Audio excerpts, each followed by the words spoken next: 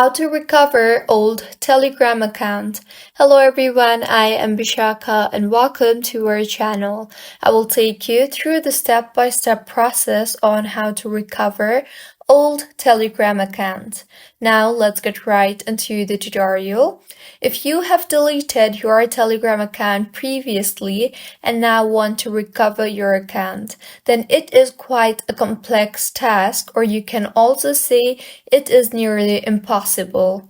However, if you uninstalled the Telegram application or logged yourself out mistakenly and now want to recover your account, then open Telegram application on your device and tap on the Start Messaging option.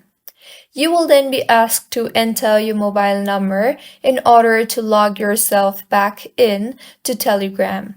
So go ahead and enter your mobile number and tap on Continue and then on Continue again.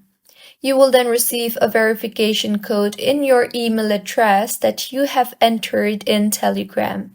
So go ahead and open your mail and further enter the code in here, and once you enter the code, you will successfully be able to recover your Telegram account. If you find this tutorial helpful, please make sure to like the video and do subscribe to our channel for more content like this. Thank you for staying with us until the end.